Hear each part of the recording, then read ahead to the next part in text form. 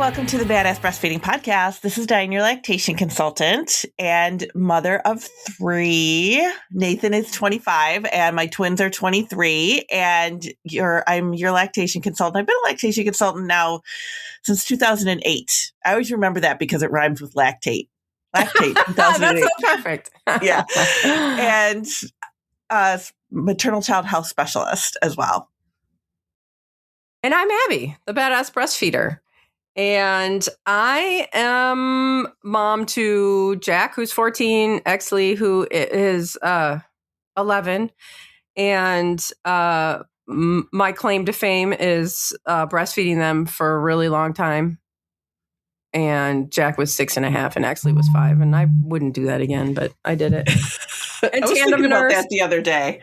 What'd you say? I was thinking about that the other day about how you always say you wouldn't do that again. Yeah, I wouldn't. It's a lot. It is. Talk about the mental load. Yeah. Seriously. Yeah. Anyway. I'll get clearer thoughts about that and come back to y'all about why I wouldn't do it again. Let's see. We have sponsors today, and they're awesome.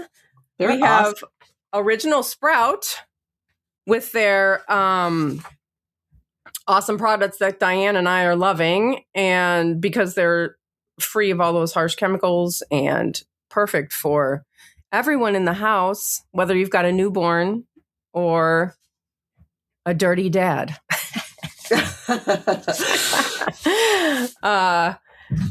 And also, today's episode is brought to you by Solid Starts. That's the app that helps you feel calm and confident when it's time to introduce solid foods to your baby.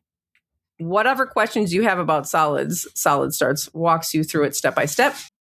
We'll hear more from our sponsors later, but you can head to badassbreastfeedingpodcast.com and check out their sponsor page. Check out our sponsor page. And if you ever need anything, see if you can give them your business because they make this podcast possible. And while you're there, scroll down, enter your email address, and we'll send episodes straight to your inbox every week. And we are on Patreon.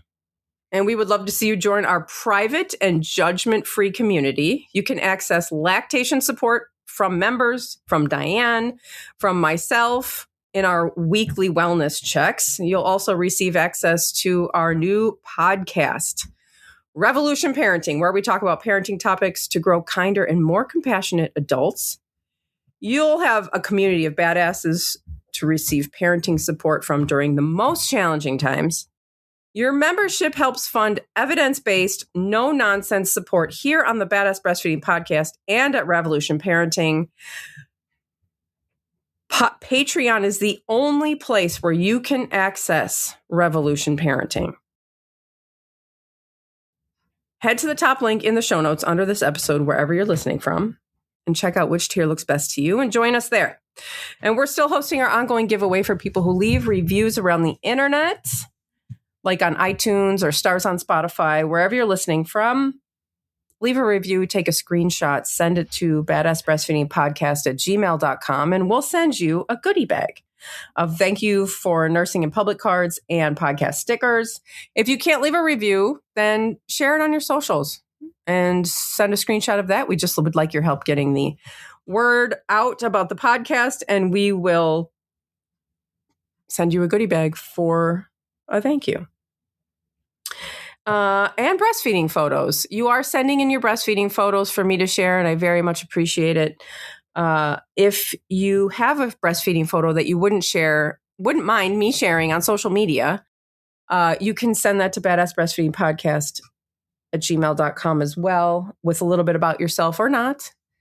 And we'll also send you a goodie bag for your photo. And now Dianne has our review of the week. I do have our review of the week. And it says, I started listening to your podcast while I was pregnant. I knew I really wanted to breastfeed and was so empowered by you guys to believe I would and not just try. The first few weeks were hard. My baby girl would just fall asleep at the breast all the time, and we had to triple feed for a bit. But now she is 4 months old, and she is exclusively breastfed. She won't even take a bottle now, which is fine with me. I hate pumping. She recently had a 3 to 4 month sleep regression and was getting up every couple of hours at night. This lasted 3 weeks, but finally we are out of that and she's starting to sleep through the night, 6 to 7 hour stretches. I talked to a lactation consultant through WIC about her sleeping through the night. She says I should get up once or twice a night to pump and keep my supply up. That doesn't seem right to me. I'm finally getting sleep now and have to get up to pump. I'd rather wake up my baby to nurse than have to pump. But of course, I want her to sleep, so I'll pump if it's really necessary. So I guess my question is, will my supply drop if I don't pump at night? Because she doesn't take bottles, I really need to make sure I have a good supply as I'm her whole source of nutrition. I have used the Haka in the morning when she first feeds to catch milk on the opposite side that she's eating on.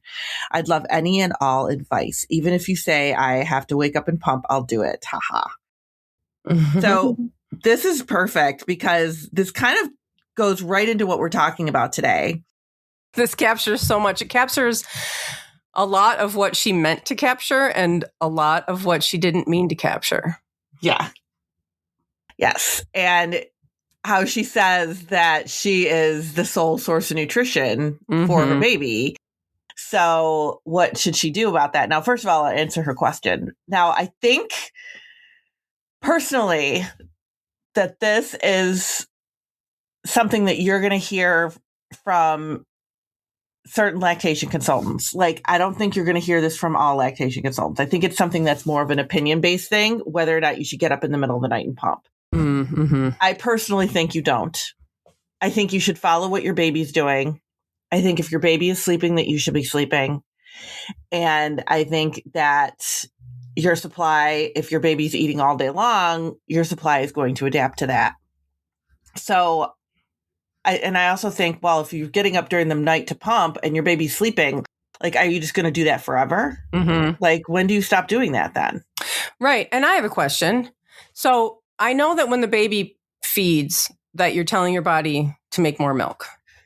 Does that ever narrow down to like a certain time of day too? Like, baby feeds all the time at this time of day. And so your body knows that? Yeah, I think your body knows that. So if you get up at 3 a.m. to pump every day, and your body going to expect that, and then you can't stop, right? Because then you'll be engorged in the middle of the night, right?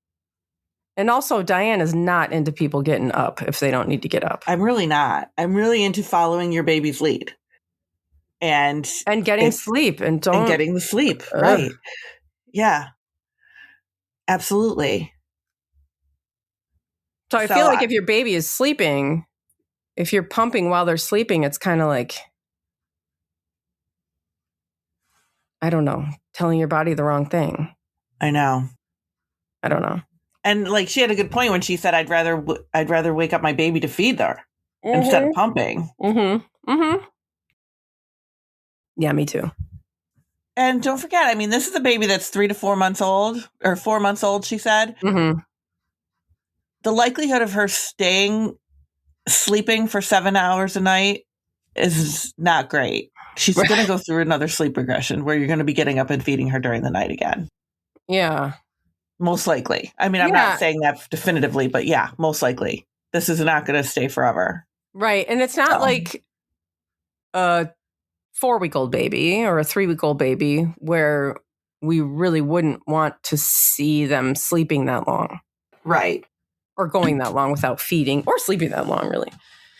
Yeah, exactly. Like 4 months, it's kind of like, yeah, enjoy it while you can. Yep. So I think you'd be okay sleeping. I'm going with that. I'm going with sleep. Yeah. Yes, because you also have to deal with what we're talking about today. And you need sleep.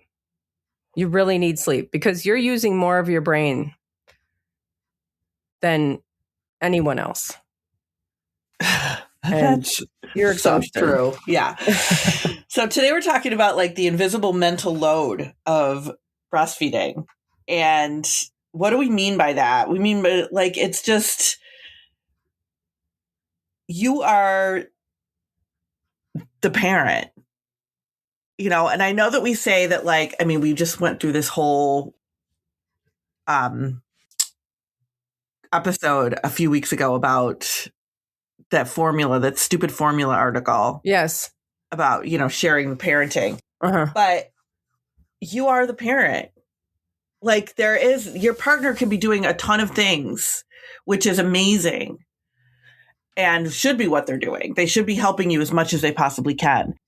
But it just feels like we're the default parent because you're the one that's managing the nutrition for the infant. Yeah. And if you are, I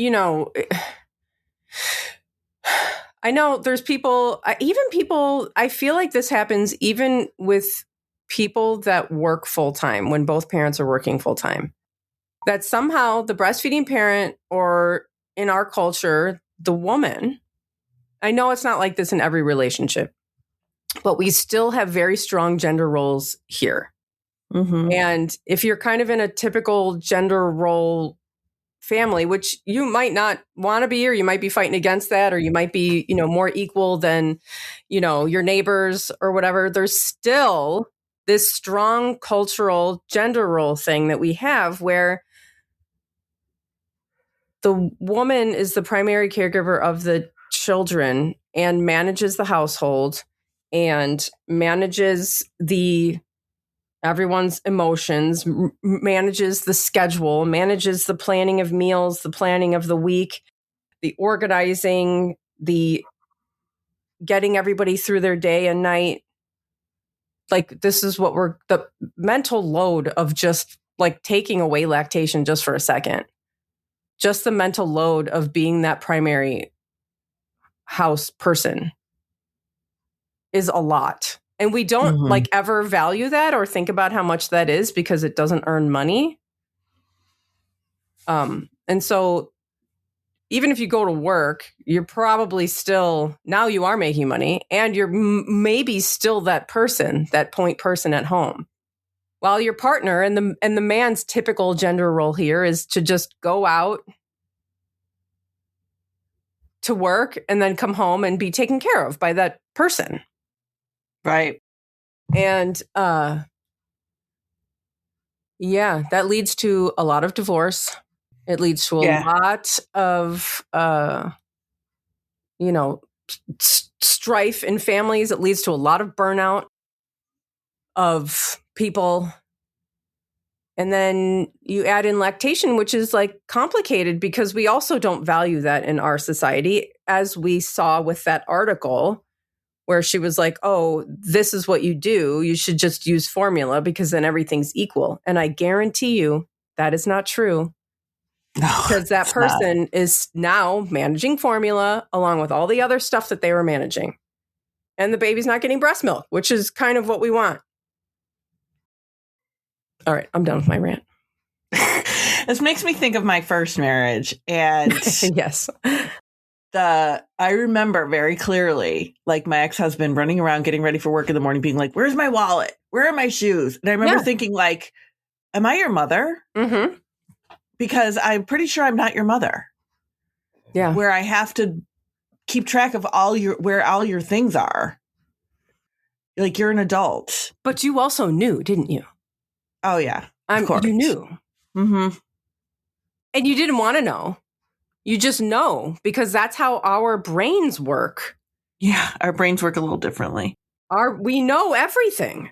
I know I know what is in every single drawer in this house. I don't care if it's a curled up rubber band in the back. I know it's there. Yeah.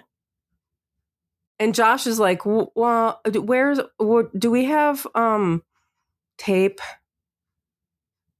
I'm like, what? And like, this is from a person who's very involved. Yeah. Like he's like, he does all the cooking because I don't cook very well and I don't enjoy it. And I, whatever. And he's just like, no, I want to cook. He's like, I want to be involved. I want to be a part of this because there's so many people that aren't. And, and I talked to Dianne a lot about something that my friend is going through where she has a partner who very much doesn't want to be a part of it and says, I go to work and I make the money, so I shouldn't be a part of any of this. And like, man, that marriage is going to end. And she knows it, but he doesn't know it yet, but it's coming. Yeah, there's a lot to that we do. And when you consider the breastfeeding piece of it, we're constantly thinking about like when the baby last fed, right? We're looking at all the tracking. When did the baby feed last? Which breast did I feed the baby on the last time? What about my pumping output? You're counting diapers. You're thinking about the baby's growth and their weight gain and the numbers that go along with that. You're watching for signs of hunger. Like there's so much, and you're trying to take care of yourself on top of it. Like there's a lot of things that we're tracking like simultaneously in our head. And that can be like exhausting. Just like you're running this data dashboard. Yes. In your brain. Yeah. Yeah. And it never stops. And it's just like, and like we're wired to do this, right? Because this is what keeps the baby alive. Like we're wired to pay attention to every single detail, to be on alert, to be, ready for danger, ready for something to go wrong. Because this is what keeps humans alive. And then we have seriously, men have the audacity to like grow up and make laws like regulating us and like, doing all these insane things, regulating our bodies and all of this when like we're literally the ones who are keeping this fucking race alive. It's insane to me. It's so insane.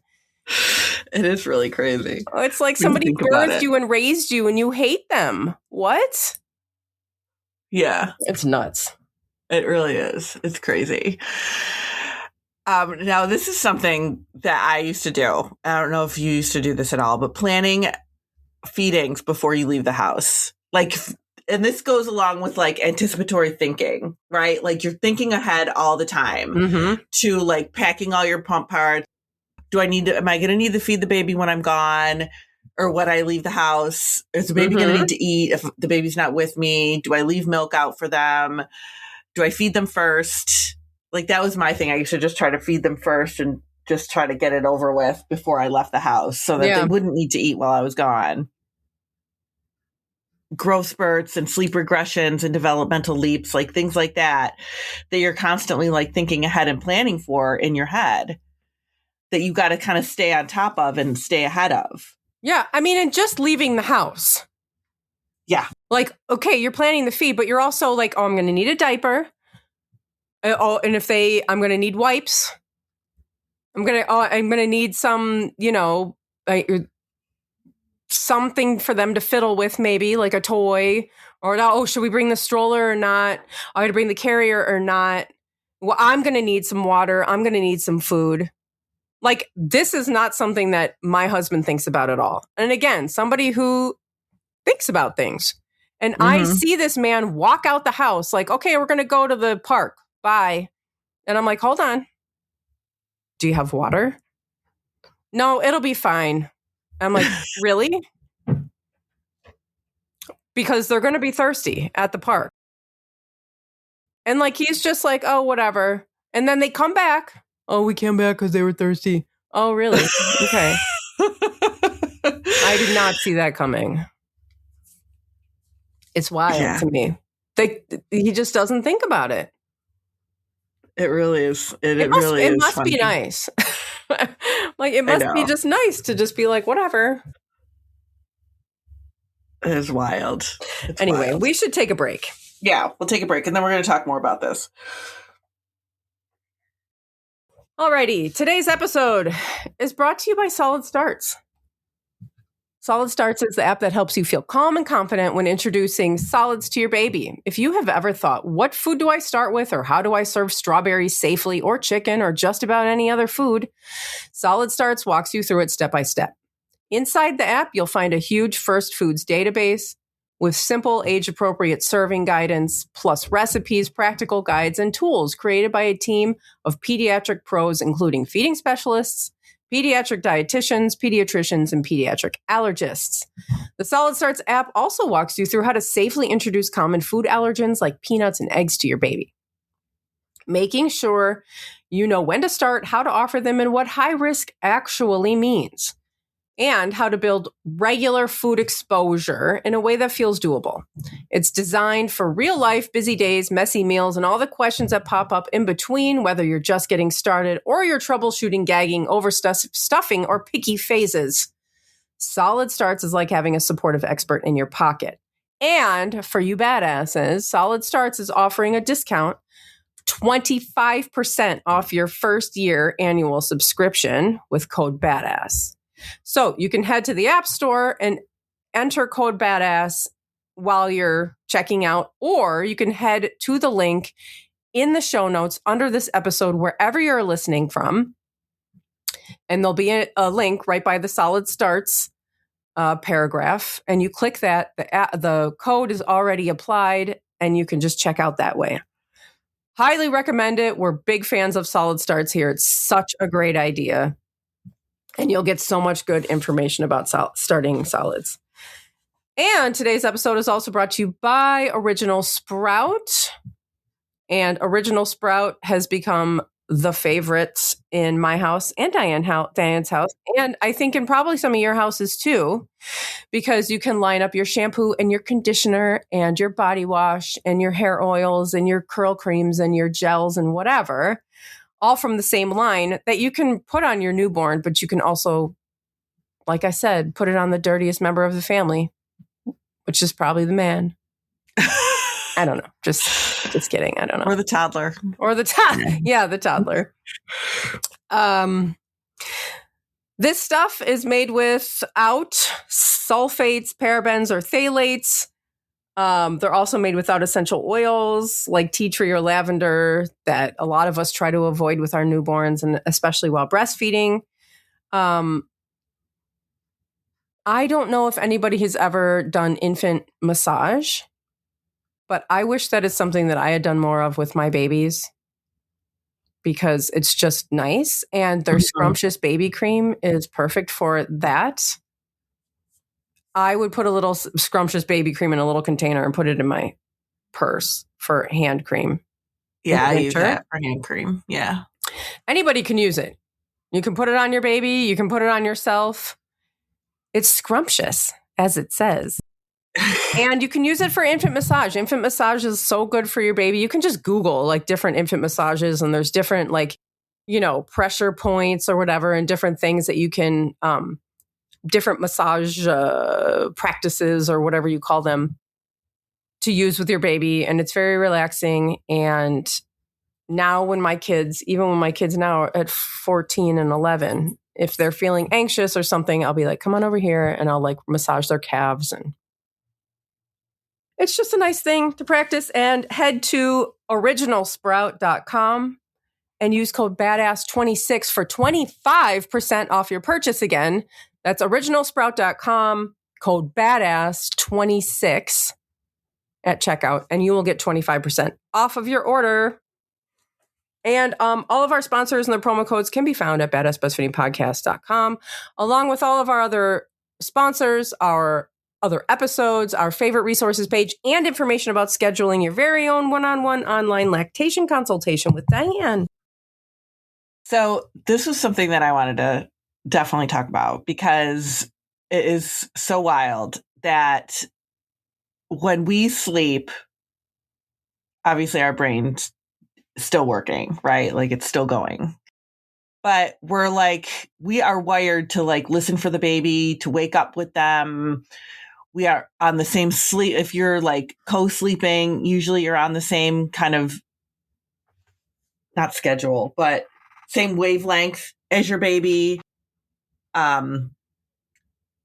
You are to wake up when they wake up. Yeah. And it's just something that your brain does as the breastfeeding parent. And that is not something that partners do. No. I mean, they might get up with you. Some partners do get up with you and help you change the baby, change the diaper, whatever, stuff like that. But typically it is us that is hearing the baby and gets them even before they start to cry, because you just can hear them. Yeah. It is just wild that your brain just adapts to them like that. but that is just something that partners don't do. So they can physically help, but partners are fine with physically helping with things. But taking over that mental load is not something that they can do. And we just kind of fall into that role when we have a baby. And that can be really hard on us. So some things that your partners can do that they can help to share the load with is things like they can, if you are somebody who's tracking things, now that is something that is fine to do like in the very beginning. Like you first bring your baby home.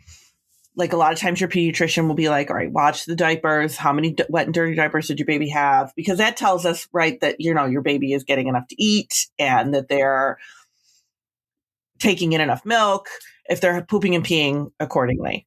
Right. But then you get to that point after a few weeks where you don't need to track it anymore because you just, you know, right? You know, you're changing a lot of diapers, so you just don't track it anymore. You don't have to continue to track the diapers. I have met people that will track, like that have kept notebooks for the first 6 months of their baby's life, tracking every wet and dirty diaper. Yeah, I had a poop log. I remember you saying you had a poop log. I wonder if I can find it. I have it somewhere. I know I do. Oh my God, you saved it? Yeah, I saved a lot of things. God, but yeah, I would write down like what time of day, what it looked like. And I don't even know what for. No one was asking. Nobody was like, well, you know, like what time was it? What did it look like? Nobody, like, I guess if there had been other issues, there would have been a couple questions about that. But nope, there weren't. I was just, just doing it. Because it's like, this is how your brain works, right? And this is like a lot of the reason also why we say don't use those apps. Yeah. That's on my list to talk about. Yeah. Okay. You don't need so we might as well just talk about it because, yeah, the apps. Because we really always say like, anxiety. Yeah. And you'll always say like, you don't need this. You don't need to do it. Like if you're doing all these other things, you're fine. And there's so many reasons why you don't need it. Sure. You don't need it because you don't need it. But also it's too much. It's too much for you. It's like too overwhelming, and don't do that to yourself because it's not needed. Right. It's not. You don't need to worry about the tracking and the timing of feeds. That's the other thing. Like that is something that you can take off your plate as well. It doesn't matter how long your baby eats for. What matters is that they eat. You don't need to just watch your baby. And I've had people in my office like, oh, wait a minute, I need to start my tracker. And they, you know, have to push the button on their phone, which starts their tracker and keeps them, you know, while their baby's feeding so that they know like, okay, the baby spent 8 minutes on the left breast. Now I'm going to put them on the right breast and let's see how much time they spend on the right breast. We don't need to do that. It's too much. It's too much tracking for your brain. Yeah. You can just watch your baby. And that will tell you if they're feeding or not. That'll tell you if they're eating. Not the phone, which is keeping track of time. That's not telling you if your baby's eating. So you want to be able to watch your baby, make sure you learn what your baby's hunger cues are, watch your baby, and feed them on demand. And that is going to make you feel more confident moving forward with feeds. It's not your tracker or the apps that's going to make you feel confident. Yeah. That's going to fill you with more anxiety. It is all the rest of it.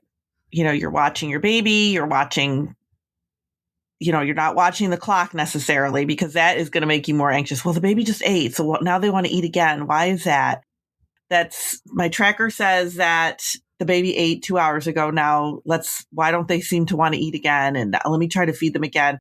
One of the biggest things that I get from families is when babies start to stretch out their feedings and they're just naturally going a little bit longer. Maybe they're changing their nap routine or, you know, they're sleeping a little bit longer at night. And then parents are like, well, what do I do with the feedings? What happens now? Or they're still trying to get the baby to eat at 2 hours and the baby's like, I don't want to eat yet. I want to eat in another hour or another hour and a half. So you're trying to feed them and they're screaming in your face because they don't want to eat. Like that is you just trying to manage their feeding when we should be just watching the baby and doing what they want to do. So it can feel very overwhelming. But once you take a few of these things off your plate, like the tracking and like that can really be helpful. That can really be helpful a lot. Mm-hmm. Share as much as you can with your partner. Like really have them doing as much as have them doing the diaper changes. I know like I've had parents to be like, well, you know, I'm the diaper changer. And yeah, that is a necessary thing though. Like I know. Why do we look down on that? Why like why? That's the baby needs that as much as they need anything else. Fulfilling a need for the baby. Like that's something that has to happen. That is such a great time to bond with the baby for anybody. Really is. They're on their back looking up at you. You're tickling them, making faces at them. That's it. That's parenting right there. I mean, it really is such a great way to bond with the baby. Bathing. That's the other thing that I'm like, I remember my girlfriend, like we were both stay-at-home moms when our kids were really little and her husband went out of town one week for something and for work. And she goes, I don't know where the bath stuff is. Oh, and I'm like, you don't know where the bath stuff is? She goes, no, that's Matthew's job. He bathes the kids. Oh, that is awesome. Yeah. Like, I don't even know where the stuff is. And I'm like, that's fantastic. Because that is something that it gave her a little bit of time in the evening away from the kids while he was handling the bedtime stuff. Mm-hmm. So that was really nice. They can be helping with washing pump parts. If you're a working mother and you're pumping at work, mm-hmm. they can help with washing all those parts. That is, I hear that from families a lot that, you know, be like, well, my partner washes, you know, does all the washing of the pump parts. Mm-hmm. That's important. That's an important piece of things. They can help with learning hunger cues, bringing you the baby when the baby needs to eat. You know, there's a lot of things that a partner can do to help you kind of ease your mental load a little bit. But mm-hmm. I feel like it's never going to be like your brain is always going to be overloaded with stuff. Mm-hmm. Yeah, that never goes away. I mean, it's just, again, it's just how we are. Yeah. So try to make it easier on yourself when you can. Like we said, get rid of the tracking if you can. Simplify your pumping routines where you can do it. Like this, you know, the mother from our review was like, do I have to pump at this time? Do I really need to do this? If you don't need to, don't do it. If you don't need the milk in your freezer, then don't pump. Mm-hmm. You know, that's just simplify things where you can simplify them. Get rid of the apps. Try to make your routines as predictable as possible when you can. I know with babies that can be a really hard thing to do because babies are so unpredictable, but where you can make them predictable, do it, because it's going to be easier for you to kind of make things more routine where you're just like not even thinking about it. You're just doing it. And definitely get the sleep where you can. Like we were talking about with our mother from the review. If your baby is sleeping, sleep.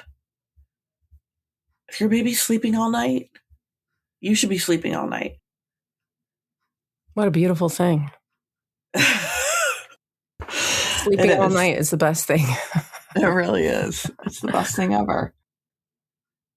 And that's about it. That's all I got for you. So not a lot of like really great, there's some tips in there for you, but we don't have all the answers for how you can fix it. Yeah. I mean, it's just acknowledging that this is what's happening. This is just what's going on. And you might not realize why you feel burned out and it's not something that goes away either with the age of your child. Like it's just something that, like before we started recording, I was telling Dianne, like if I had to do my kids are old enough now where they do their own laundry, but if I had to do their laundry, I know what sock belongs to each kid. My husband would not know that. He wouldn't know which clothes belong to who. And it's just Wild, it's isn't it? just the way it works out when you're the one who's just the primary caregiver. You know, I mean, I wouldn't know how to do his job. Right. But, Yeah. you know, and it's like you do end up getting a lot of these things split, but there's so much that happens in the house. There's so much more that happens in the house than we acknowledge because we just don't value that type of, that type of work that people are doing. I know. And it really, you're keeping a household running. Yeah. That's important. All by yourself. Yeah. So take it easy on yourself. Yeah. We appreciate you. Thank you for listening. Thank you. Bye. Bye.